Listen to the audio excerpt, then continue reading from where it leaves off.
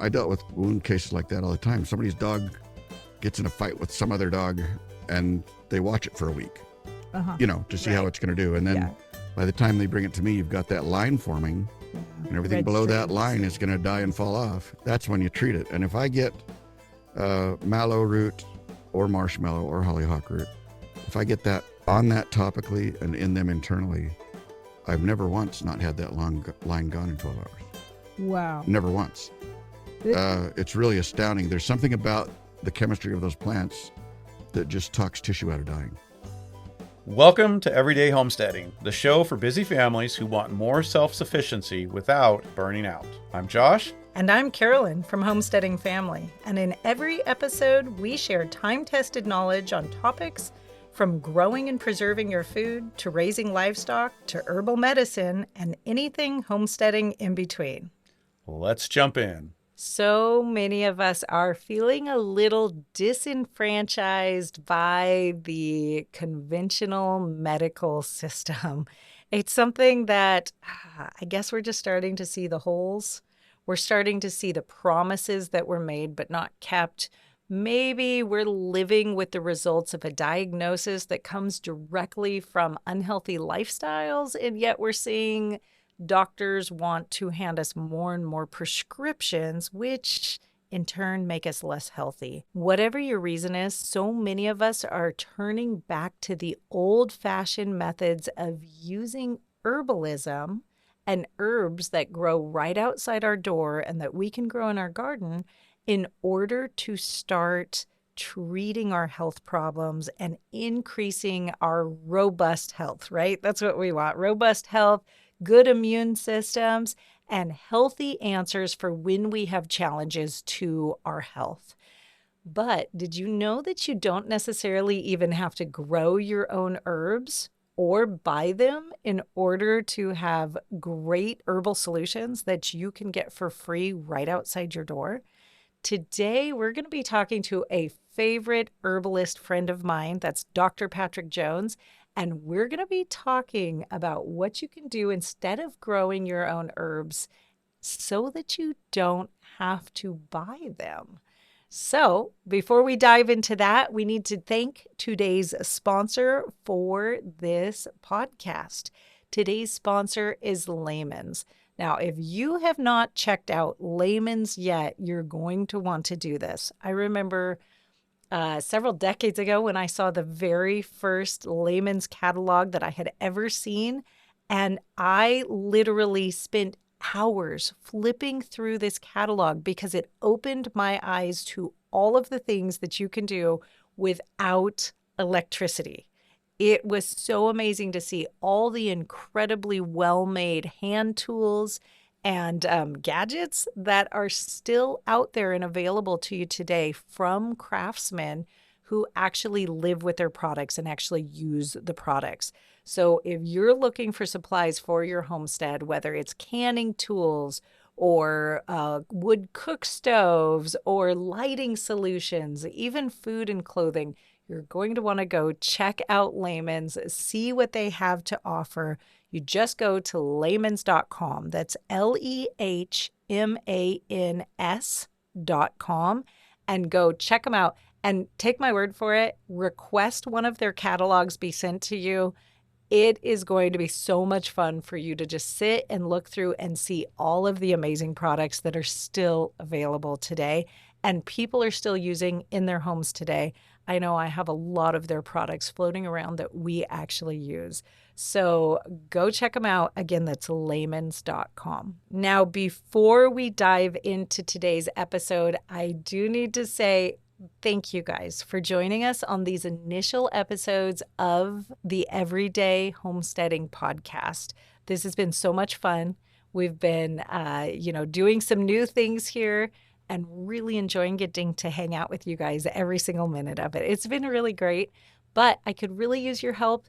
If you have not yet done this, please, please, please take a moment, rate and review this podcast over on any of your listening podcast, your Audible podcast players. If you're watching on YouTube, make sure you're subscribed, hit the like button. All of these things really, really help us.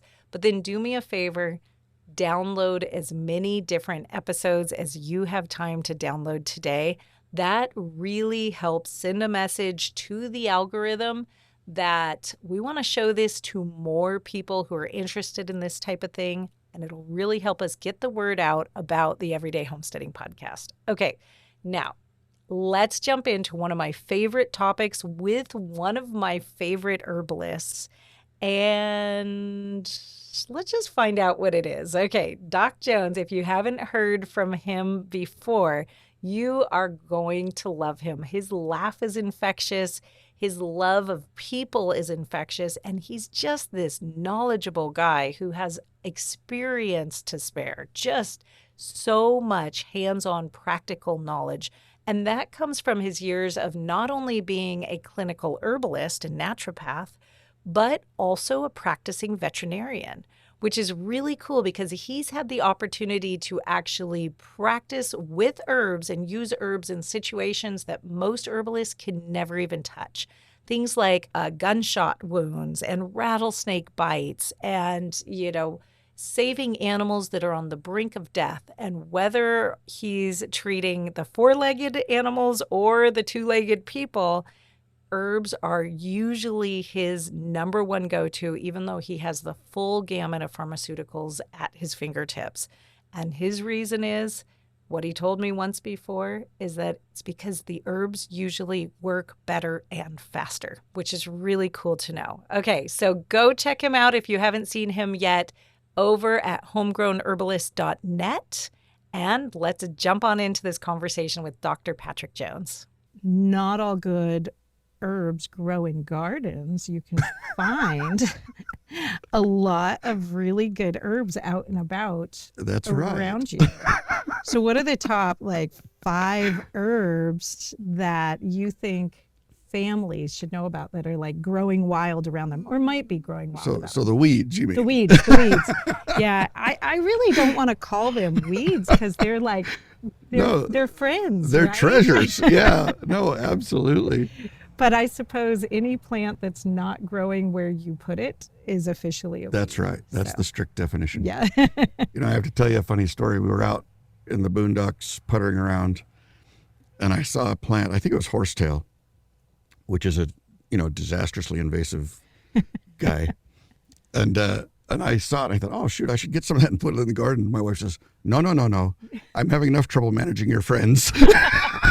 You know where this one is. Come get it when you want it. That friend does not come home with you. So some of our best medicinals may not be the best residents in your cute little herb garden.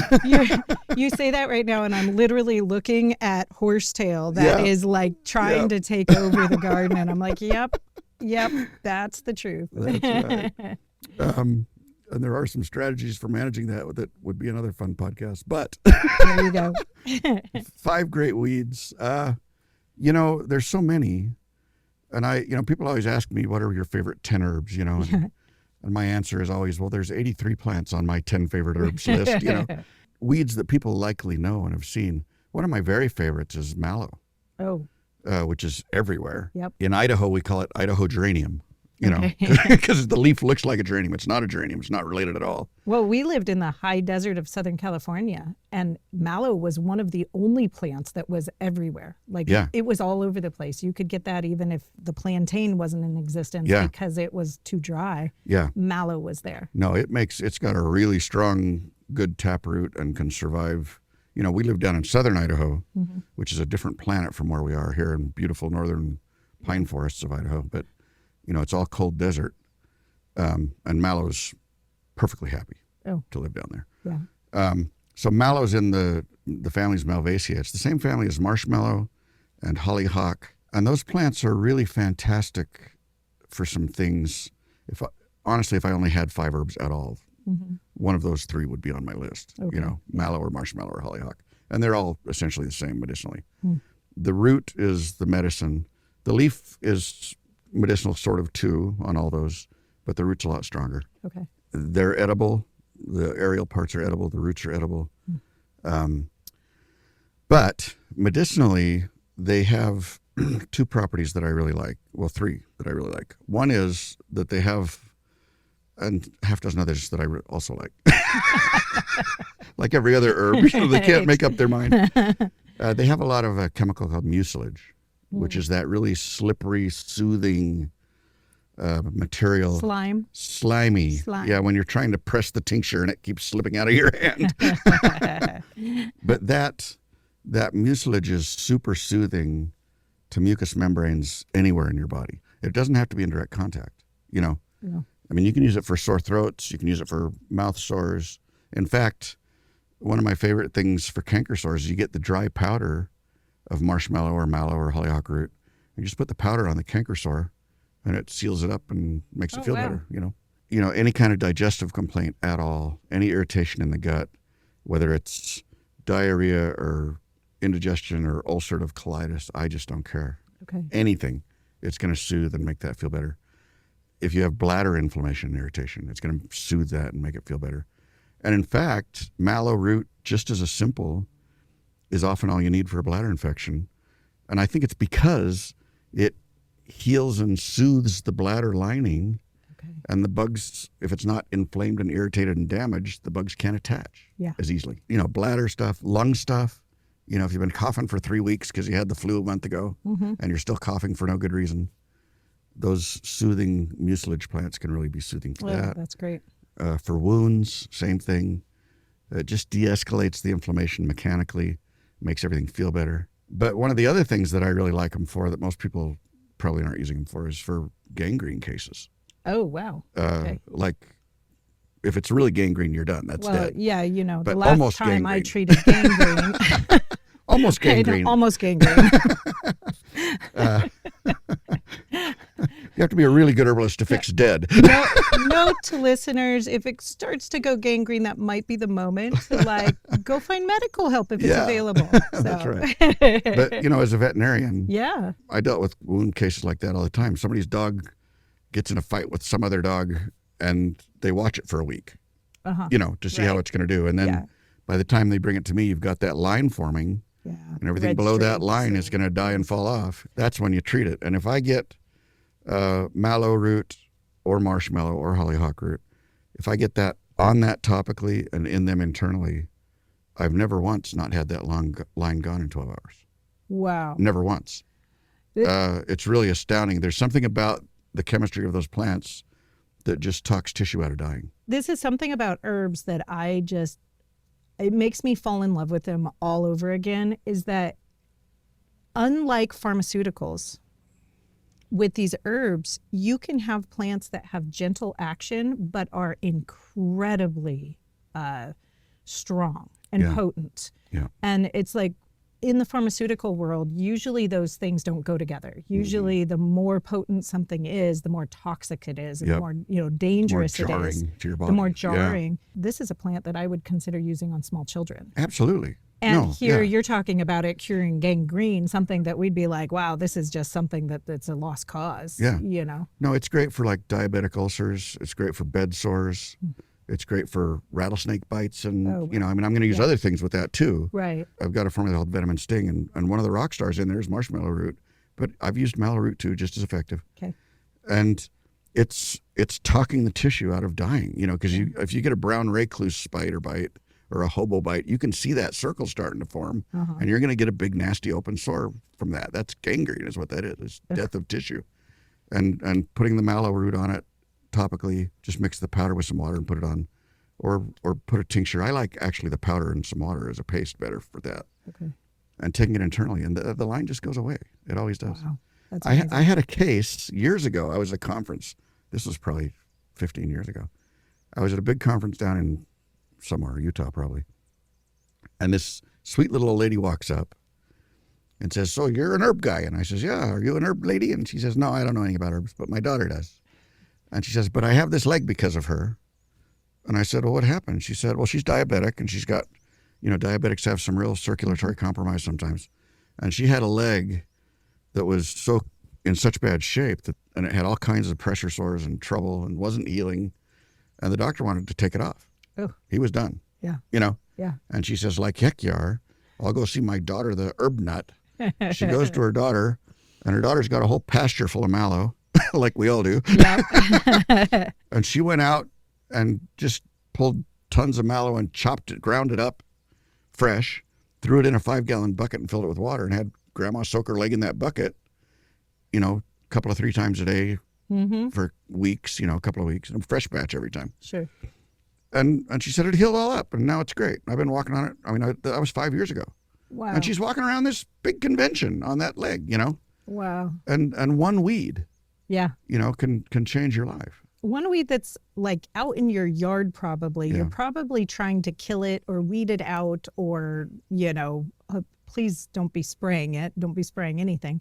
But it's something that so many people are trying desperately to get rid of. Yeah. And yet look what it can do. So that's just one of those, so much fun. Also, one of the most beautiful things about being an herbalist, so much more hammock time instead of weeding time. You just lay in the hammock and listen to the medicine grow. It's life-changing. I'm going to think about that as I'm weeding out my horsetail out of my garden. Yeah. It's like, no, I'm not weeding. I'm harvesting. I'm harvesting. It's better. That's right. Okay, so mallow. Mallow's great. Mallow's a good one. Malva neglecta. That's her name. Number 2. Number 2, probably plantain. Plantain's another one I would not be without. And it does lots of things. It's very nutritious. You can eat it. Lots of vitamins. That's good. It's very sort of diuretic and cleansing. It tells your kidneys to quit being so stingy and let more water go. Good. So that flushes the bladder. It flushes the urinary tract. And that's good for bladder infections. Oh, yeah. Because that's the other thing that helps a bladder infection is flushing it out. Yeah. If there's more current, the little bugs can't hold on as long. And it's sort of a mild antibiotic. And I actually like it. One of the funny things about plantain is there's several things it's not very good at. Okay. Right? And I love it because it's not very good at it. Okay. Sometimes less is more. Okay. And one of those things is as an antibiotic. And so I like plantain for leaky gut cases. Okay. Because it has sort of a very mild, moderate antibiotic effect, which is way harder on the bad guys than the good guys. Oh, right? Okay. So it balances the gut flora and can help with some of the dysbiosis and other things that happen when the good guy bugs are outnumbered by the bad guy bugs or the populations are irregular. It just gives them what they need. It's feeding and helping the good guys and beating up the bad guys. If you gave a really strong antibiotic, then your gut bugs they're all mad. Wipe them all out. Yeah. So plantain's great for that. Plantain is also a lousy vulnerary, right? Okay. Yep. So vulneraries are herbs that accelerate healing. They accelerate cell division rates. So comfrey is the rock star, But plantain is sort of, it's a kind of good vulnerary, right? I wouldn't use it on a wound necessarily to accelerate healing, although I would for other reasons because it's also soothing and does nice things for wounds. If I want to heal up a nasty gash, I'm going to put comfrey on it. But if it's a puncture wound, I don't want to heal it fast. You don't want it to heal fast. Because now I've buttoned up the hole and I've trapped whatever got driven in there on that rusty nail, and you're going to get an abscess every time if you use comfrey on a puncture wound. Yeah. And so if you have a teeny little hole and a deep, narrow channel, don't use comfrey on it, use plantain. Because plantain will heal it sort of gradually, slowly from the inside out. And it has some sort of significant drawing power, too, to pull toxins and things out of there. So that's sort of a double benefit. So we actually have a protocol around our house for puncture wounds because we have so many kids, with 11 kids running around. Somebody's always going to step on something. Yeah.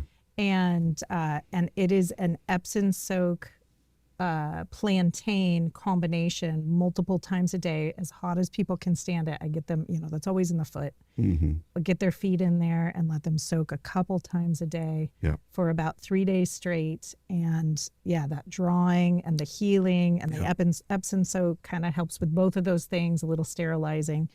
And if it's big enough opening, I'll actually get like a syringe without a needle on it and just shoot that right on up into the wound a little bit just to really clean it out. Oh, I love that. Yeah. That Epsom salt's a great idea. Yeah. I'm going to steal that. Okay. Well, I've stolen enough of yours. So. The other thing you can do is for a drawing poultice. I had a cat that got she was biting her tail, Okay. right? And chronically biting her tail. And I got a phone call. I was at a piano recital. I had 9 daughters, and they were like, I mean, they were all taking piano lessons. And the bad thing was they were really, really good. Okay. So I spent years and years sitting in dark rooms listening to kids play pianos because they'd go to county and then they'd go to state and then they'd go to, and I'm like, oh, mercy. Maybe we need a worse teacher. I'm so right? glad that you were moving on. Good job. Anyway, I got a call in the middle of this recital and it was a Saturday, and I step out of the auditorium and this lady says, "Are you the herb vet?" I said, "Well, I'm sort of an herb vet. What do you got going on?" She says, "Well, my cat keeps biting her tail." I said, "Okay, bring her in Monday. We'll have a look." Right? And so Monday she comes in. I walk into the exam room, and the cat's caboose is shaved, and her tail's gone, and she has little stitches at the end, you know. And I says, "What happened to the tail?" And the poor lady burst into tears. "They cut it off." I says, "Who cut it off?" She says, "Well, the other vet, it looked really bad yesterday, so I took her in and they cut it off." Oh, dear. And so that is a way to make a cat stop biting her tail, is if you remove the tail. Works every time. Oh, dear. Also helps with your BMW payment. But, now she's biting the stump. Yeah. And it's this big around, really, really swollen, full of pus, infected. And so I put a plantain poultice on it. It was plantain, a little pinch of cayenne, and some ground flax for more mechanical absorption. Dry flax is just a sponge. Just sucks. If you grind it up, yeah. And a little pinch of cayenne to keep things agitated and moving, and the plantain, which is also drying. And I put it on her tail and wrapped it up and, put a lampshade on her head so she'd leave it there, which really made her mad. But the next morning I went in and I just pulled that off, and it was like a little snack pack pudding cup. I'm full of pus. I mean, I didn't try it, but it looked like that. And her tail was perfectly normal. Yeah. And then I says to her, "Why are you biting your tail, kitty?" And I checked her little anal glands, and they were full, and I expressed them, and she never bit her tail again. Oh, so they took her tail off. So for $10, nothing. the other guy could have fixed her tail if he'd She'd waited another day. Anyway. Yep. But the drawing power of that plantain was really great. It also does the same thing with toxins. Okay. I had a guy got bit on the hand by a dog, breaking up a dog fight, which don't do that. Let them fight. Let the vet sew them up later, because they won't know who's the dog and who's not the dog, and you're going to get bit. Yeah. Anyway, you could see through his hand. He had holes in his hand. But he didn't go to the doctor for a week. Because he's a guy. I mean, why would you? Right? Nothing's falling off. Yeah, Anyway, I don't know if his wife was out of town or what the heck happened, but she came home and saw him and grabbed him by the ear and dragged him to the doctor. And the doctor put him on an antibiotic. And then the doctor said, which doctors don't usually say, if you don't find a really good herbalist, you're going to lose that hand. Oh. Because I got nothing for you. Okay. Because he has, purple streaks going up his arm, blood poisoning, right? And when I got him, his hand was about 3 inches thick and purple streaks going up his arm. What I did is I put a plantain poultice on that. Just powdered herb, dry powdered herb, mix it with some water, slap it on. And then I had him take lots of plantain internally. And I had him do some echinacea and some other stuff, obviously, for a situation like that. But the plantain is really great for pulling those toxins out. And 12 hours later, he sent me pictures. Hand's perfectly normal, same size. You can still see through it. But all the swelling's gone, all the redness is gone, all the streaks are gone. Wow. Okay. And, the question is, could you just have done that with the antibiotics? Yeah. Or could you just have done it with the herbs? Yeah. And I've done it all 3 ways. No, you can't just do it with the antibiotics. Okay. Yes, you can do it just with the herbs. Okay. All right. That's good Or to know. you can do both, and that also works. Yeah. That was a case that plantain was, again, I've got a buddy that is a wilderness survival guy that got bit by a rattlesnake. Okay. He's climbing the Snake River Canyon in a loincloth, right? 4 days from nowhere in his loincloth. And reaches up and gets bit by a rattlesnake and climbed back down to the river bottom, found a big bed of plantain and ate it and chewed it and made spit poultices. And he said they'd get all gross and dark after a half an hour, and he'd yank it off and chew up some more and put it on. And that hand was normal the next day. I've actually heard stories about that. And it was like he said it was like a volleyball. Yeah. It wasn't a dry bite. Yeah. That is not nice. 1 weed. Yeah. Bee stings, mosquito bites. Well, and that's one thing that, plantain, I always say, is the first plant that my children learn, because by the time they're about 3 years old, they're out running around the garden. Yep. Everybody gets stung by something, bit by something. Absolutely. And one thing I love about plantain is it's so easy to identify, because they're, the way, because it's a monocot, it has leaves and veining that looks like nothing else in your garden. So I just love that. And the kids can identify that, and they can slap it right on whatever. So any little bites or stings, that's the first thing that's going on. Now, I've told this story before, but when I was first learning to forage, and I was in Southern California, again, the high desert of Southern California, I was reading all these herb books, and they kept saying, oh, you can gather a bunch of them and use them like spinach for your dinner.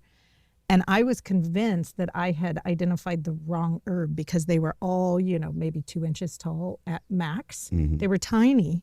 And I thought, I don't know what kind of crazy person or desperate person would be out here gathering enough of this to make dinner out of. Right.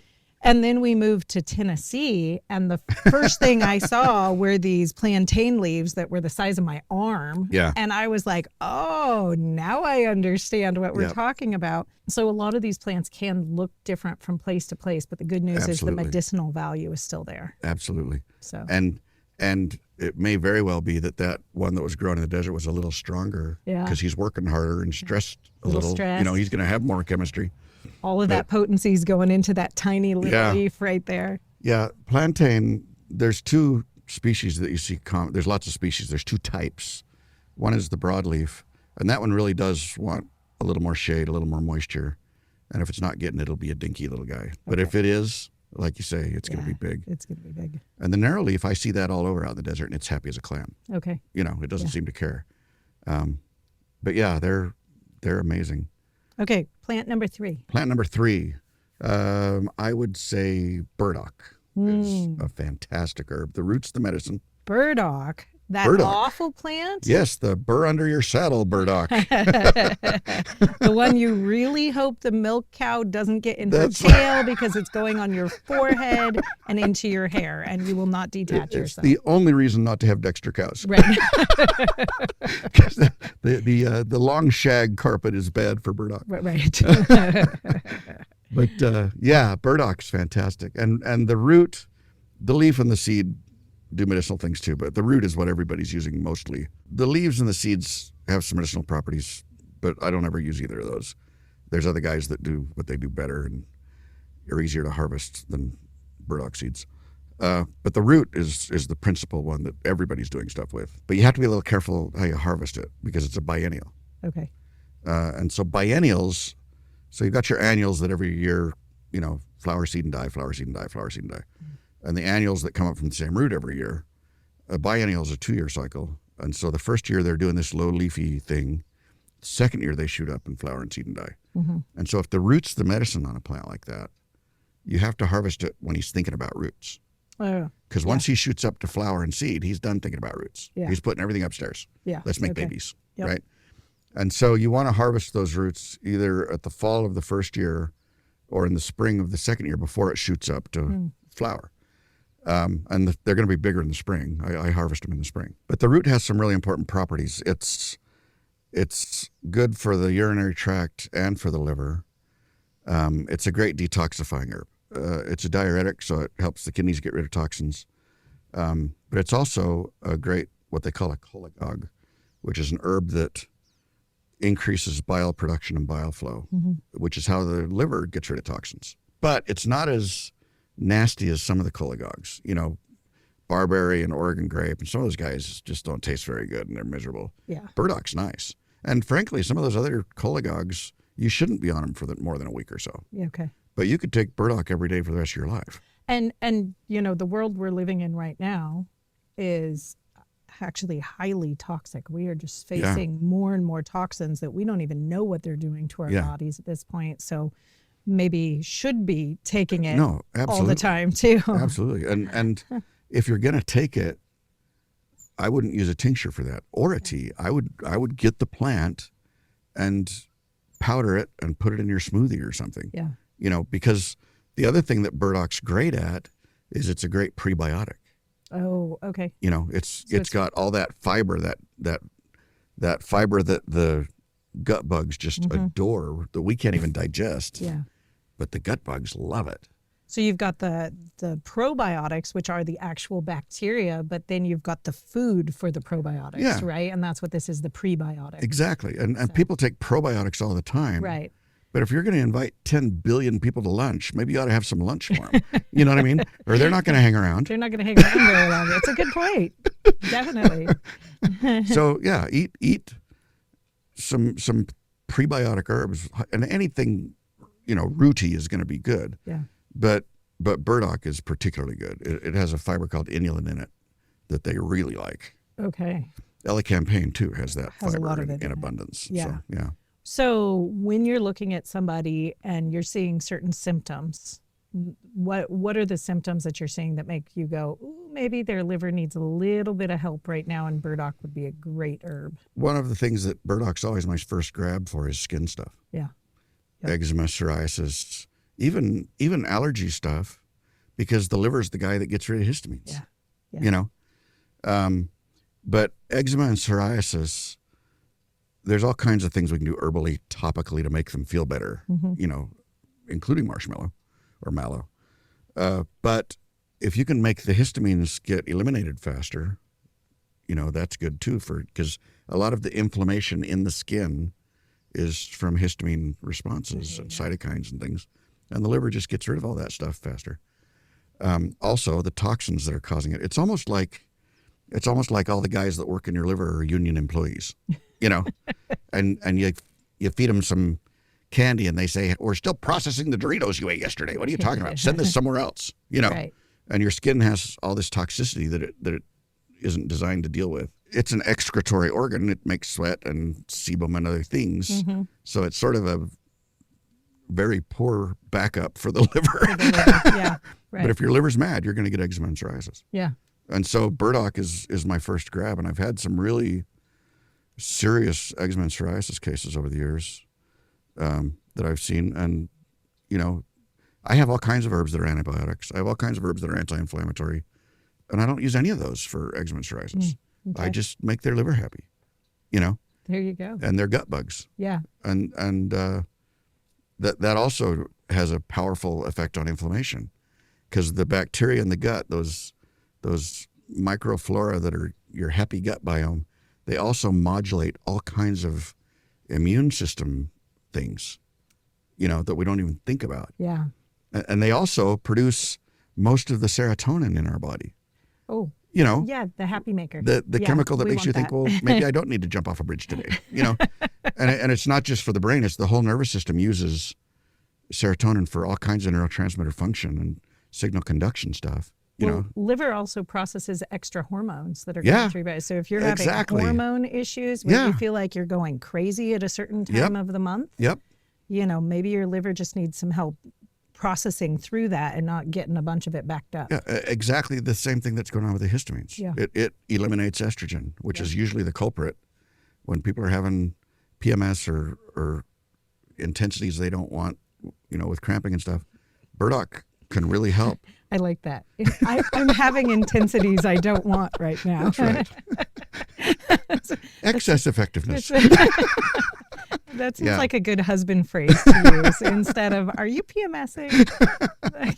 But almost everything with female reproductive things you don't like, you know, fibrocystic breast disease, the PMS, anxiety, irritation, headaches, edema, whatever it is, burdock can help. Okay. Because it's a good diuretic for the edema things, water retention things, but it's also helping to eliminate that estrogen. So growing out in your yard somewhere. Growing in your yard somewhere. Something you don't want out there for landscaping purposes, or because the dog comes in and you don't want burdock burrs, just harvest it first. And you know what? It's easy to manage because it's a biennial.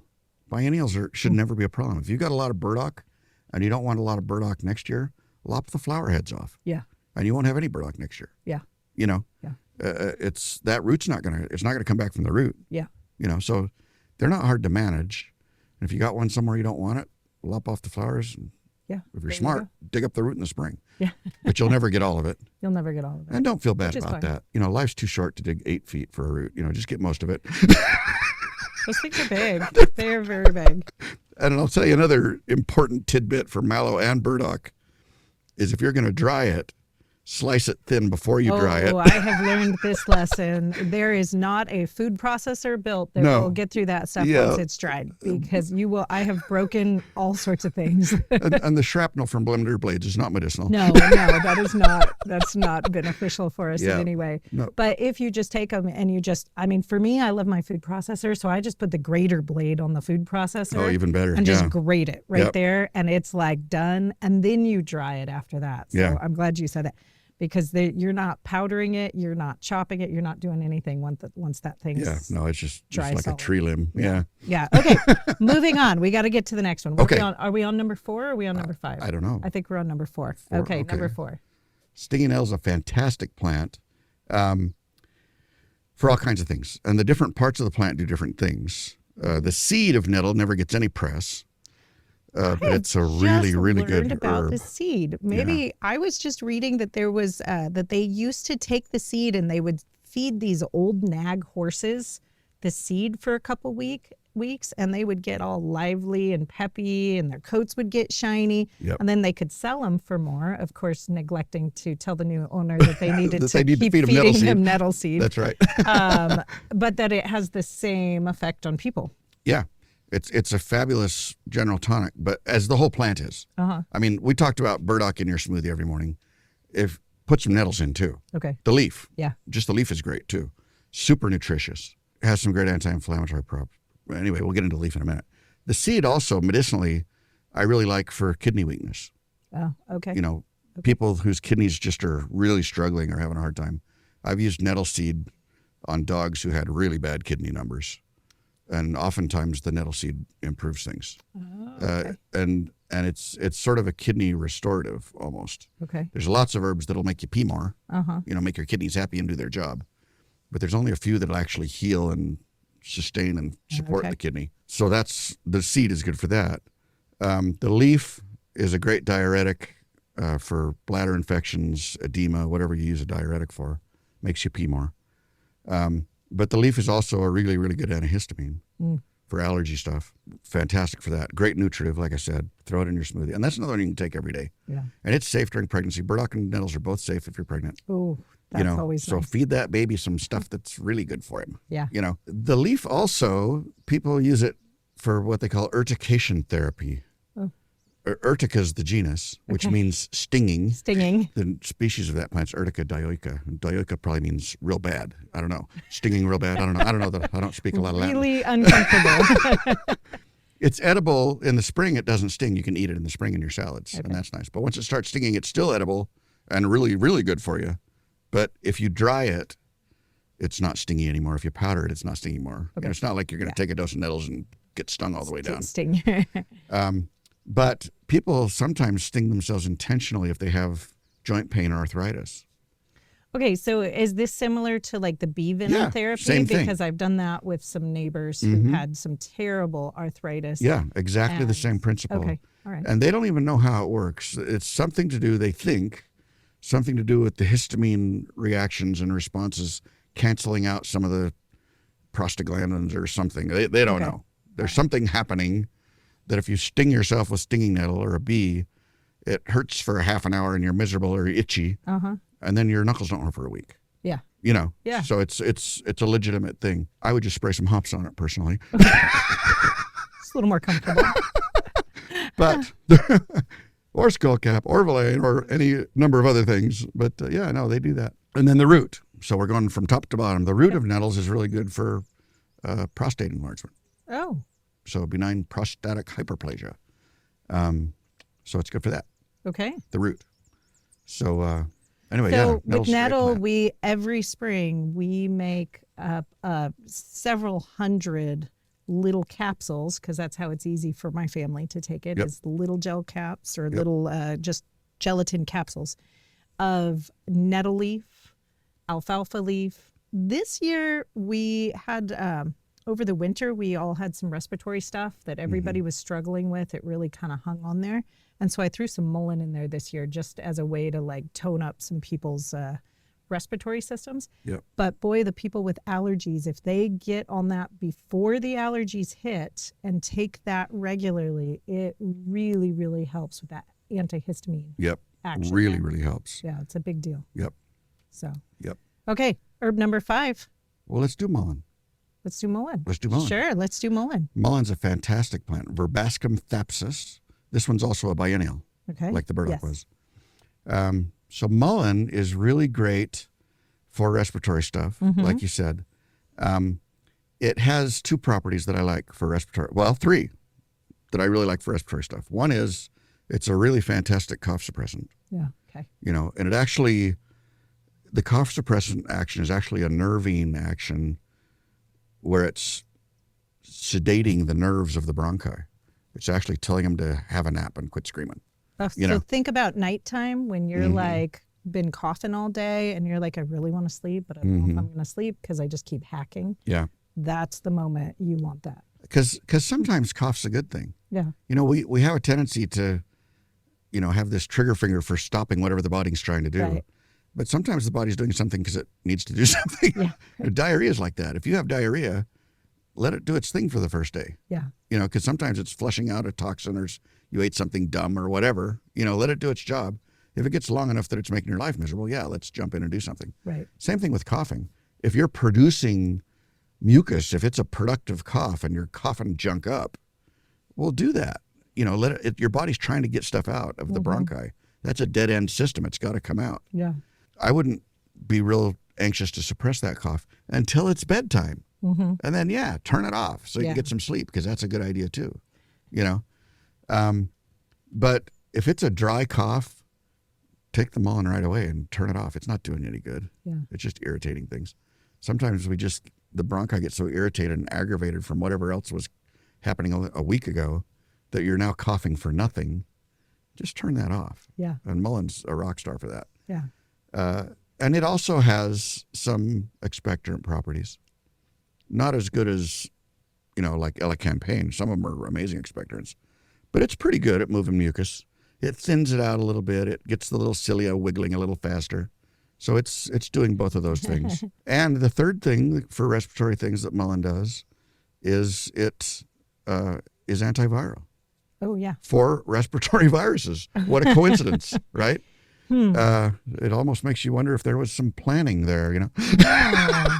Wow, go figure. Because plants don't cough or have mucus or get affected by respiratory viruses. Yeah, so how did they figure this out? So naturally that would evolve, you know? That's probably why they never cough, because they're a cough suppressant plant. Well, you know? I mean, really, if Mullein was walking around coughing, you'd really have to doubt him. Anyway, I often wonder on creation morning if there weren't angels saying, you know, Lord, isn't that a little obvious? Isn't that a little obvious? Right. Yeah. They're going to know somebody was up here doing this. Where's the faith going to be if you make mullein? I love it. Anyway, but yeah, so it's antiviral for coronas and influenzas. It's a pretty good expectorant. It's a rock star cough suppressant. It's also, and the flower, everybody uses the leaf. That's Yes. mostly what we use. Okay. But the flower is actually the strongest part. So you can do everything we just said with the flower. And the only reason that we don't use the flower is it's a pain in the neck to harvest. So I actually literally just went and harvested because I actually love getting out there and getting to pull the blossoms off, but there's not a lot that are ever harvestable at any one moment. Yeah. So I think I was out harvesting and thoroughly enjoying myself for about 45 minutes, and I maybe got a half a pint. Yeah. So that's why, you know, if you went out and harvested mullein leaf for half an hour, 45 minutes, Yeah. you'd have more than you knew what to do with. And it's perfectly good enough. Yeah. Yeah. Now, the other thing that people use mullein blossom for often is for ear issues. That's right. That's right. You can make an infused oil out of the blossoms and just, again, take an hour and pick enough flowers to fill up a jar and cover it with olive oil and let it sit for a week.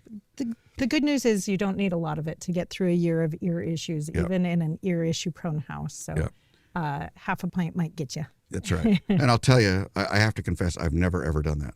I had 15 kids, right? Mostly adopted. I had 15 kids, and how many years is that? That's like 20 or some years. How many years is that? Some of them didn't have years because you'd tell them to clean their room and they never. Anyway. At least not functional ones. Lots of earaches over the years. But I never did the olive oil and mullein flower thing because I just use onion juice. Oh, yeah. Which is, really for a good. lazy guy, grind up an onion and strain it through a hanky and squirt it in their ear. That works really well, too. But if you want to do something that involves beautiful yellow flowers and sunshine and takes you 2 weeks and an hour of picking flowers, that's absolutely the thing to do. Yeah. If you're tired of your kids screaming, get an onion. Oh, I thought that's when you went and picked them. Oh, yeah, you can do that too. Yeah. Just walk out the door with your basket and be like, I'll be back. Yeah, that's right.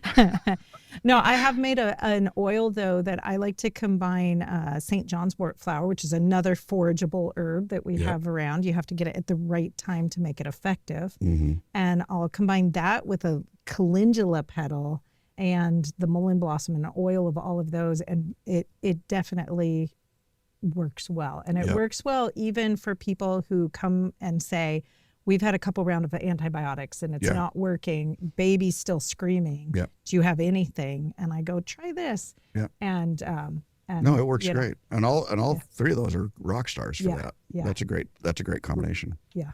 So then I know the other thing, though, that this is a really uncommon use for mullein is the root for chiropractic stuff. Yep. Have you ever used that? I haven't used it, but I know that it works. I have a dear friend, Jim McDonald, herbalist in Michigan. Right. And I interacted with him a little bit on a farm we used to be on ages ago, and I haven't talked to him for a long time. But anyway, he has a really bad back, apparently. Okay. And was laying on his couch with his really bad back one day and had this image of mullein popping into his mind. Okay. And he saw that long stalk, and he thought, that looks like a backbone, and that root's supporting the whole thing. You know, law of signatures. Right. Right. Which is, in Western herbalism, we talk about the law of signatures being that there's little hints in the plants. Mm-hmm. You know, God put little secret hints so you could figure out what they're for. You know, yellow stuff is good for your liver, and mullein leaves look like lungs, and, you know, et cetera, et cetera. But anyway, it just was very clear to him all of a sudden that he wanted some mullein root really bad, had never heard of it for that application, and went out and dug up mullein roots and made a tea, and it fixed his sore back. Oh, I love it. And again, it's probably that same nervine that calms your bronchi is calming the muscle spasms in your back through nerve action, you know. I had a chiropractor that I worked with who had actually used it, and he said that where he found its brilliance is that if people would take it before a chiropractic adjustment, the adjustments would stick a lot faster. Absolutely. And you think about that, just that relaxing, that nervine on all those muscles right down your spine relaxes everything so it can adjust. And I do that same thing with, you know, cramp bark and lobelia, all those antispasmodics, some of which work great topically too. Yeah. I haven't tried the mullein root topically. But same thing, if you're going to go to a massage therapist or a chiropractor or a physical therapist, take an antispasmodic relaxing thing like that first. So when they push something back where it belongs, the grumpy muscles don't yank it right back out. Yeah. You know, because that's what's happening. Yeah. But yeah. So back pain, mullein root. Uh-huh. And the other thing is it's good for bladder incontinence. Oh. The root. Okay. Really strengthens the trigone of the bladder. And whether that's a little kid that has bedwetting trouble, or if it's an older person that has some incontinence issues, sometimes postpartum women have some struggles with that. Mullein root can help with that. And again, it's a biennial, so you have to harvest that root fall of the first year or spring of the second. Before it shoots up to flower. Yep. Wow. So you guys, that's 5 plants. I feel like we've talked about many more because of all of the uses of each of those plants, but that's 5 plants that are just probably out in, you know, the dirt lot next to you, or up in the woods, or in your backyard, or somewhere around. Yep. And it's pretty amazing what you can do with what's right there by you. And what you can do with just a few things. Yeah. You know, I mean, like I've said 100 times, if you had 10 plants that you really knew, you could fix just almost anything you need to fix. That's pretty amazing. And it doesn't much matter which 10 you pick. Yeah. Isn't he so much fun to get to hang out with? I just love him. He makes me laugh every time I get to spend some time with him. But I also walk away feeling really empowered. Like, I can actually do this. I can actually help my family. And that's the message that I want you to walk away with today. Herbs are there. They are accessible. They are incredibly useful. And you can use them in a really, really safe way. You can go check out other videos that I've done with Doc Jones here on the podcast. Just scroll below. But you can also go grab the book that he has all about medicinal weeds that grow in your backyard and how to use them. It's an amazing book. It's just so practical, and it makes it really easy to start using. So go check that out by going to homesteadingfamily.com/podcast-Doc Jones Weeds. Again, that's homesteadingfamily.com/podcast-Doc Jones Weeds, all one word with no space. Okay, you guys, I'll have that link for you over in the show notes or in the description if you're watching in YouTube. Thank you for joining us. Don't forget, take a moment, hit thumbs up, leave us a comment, rate, review, and download. Okay, thank you guys.